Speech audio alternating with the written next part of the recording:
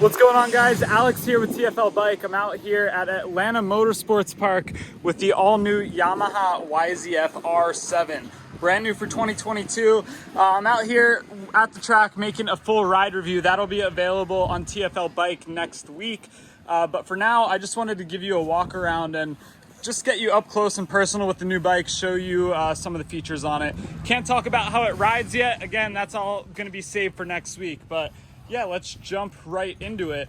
So if you live under a rock and you don't know, Yamaha recently killed off the R6 and they replaced it with this. The R7, it uses the CP2 engine, 689cc parallel twin pulled out of the MT-07. This is also used in the Tenere 700. Yeah, new frame, pretty much all new components. And you have a really cool track bike that uses a completely different philosophy from the inline fours we're used to in the R6 and have seen for a very long time. So I just wanted to kind of show you the design, the front end of it. It looks very R6-ish. You can definitely see that in the fairings and the front end.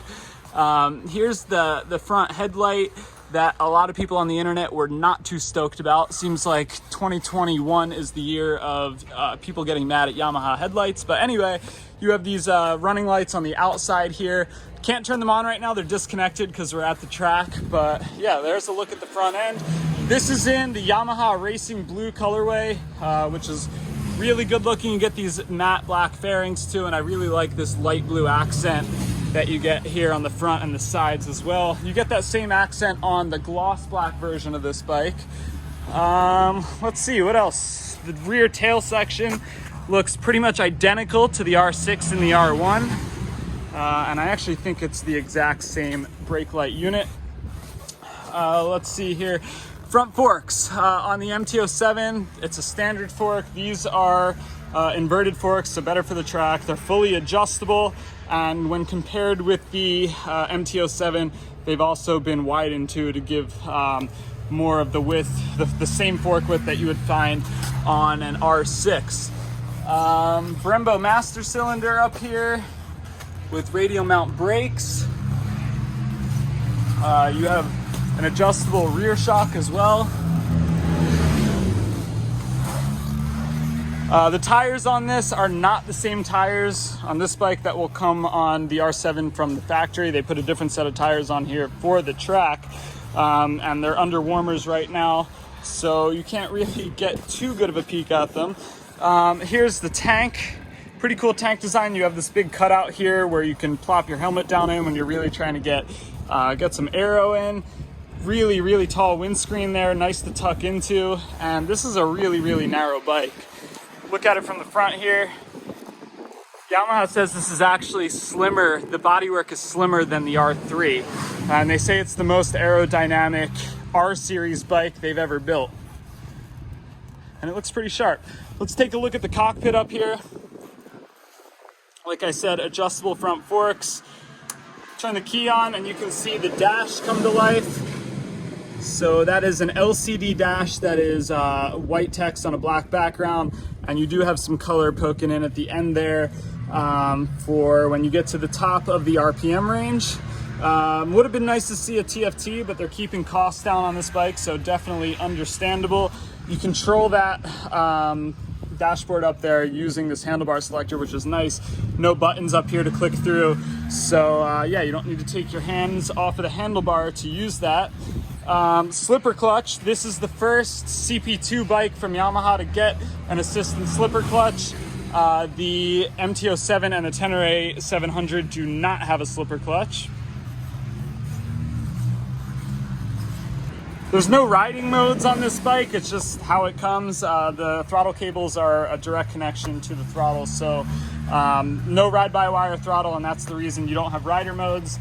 As far as the gearing goes, they went down one tooth in the rear, so this is a 42 tooth sprocket versus the 43 on the MT-07, which just helps for setting it up better for track riding. This one is also fitted with the optional quick shifter. That's a $200 option. Only supports upshift, clutchless upshifting, no downshifts, but still pretty good. This is a new seat design too. This is the same material and padding they use in the R1. There's a ton to go through in this bike. I'm sure I missed a ton of stuff, but you're just gonna have to go over to TFL Bike next week actually to get the full review on this. Let's check the track out real quick. We're here at Atlanta Motorsports Park. It's a really technical track. This is the front straight right here, and the finish line hooks around to the left there. Someone coming down.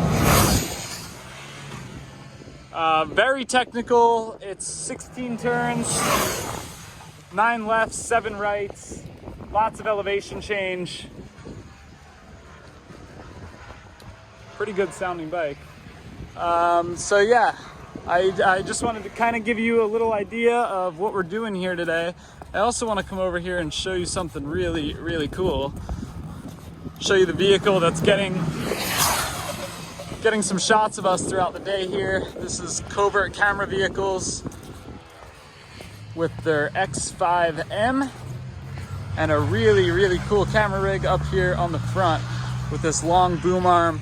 It's curved, so they're throwing it over the fence a lot of times, staying on pit road. And if you're wondering how we got those really cool tracking shots, this is it.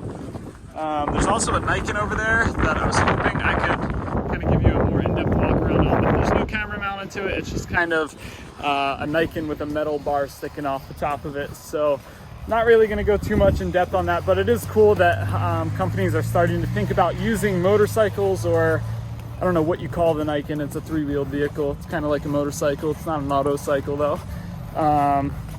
But yeah, cool that they're going to start using some of that in movie production. That BMW over there has been used in some feature films that you may know about.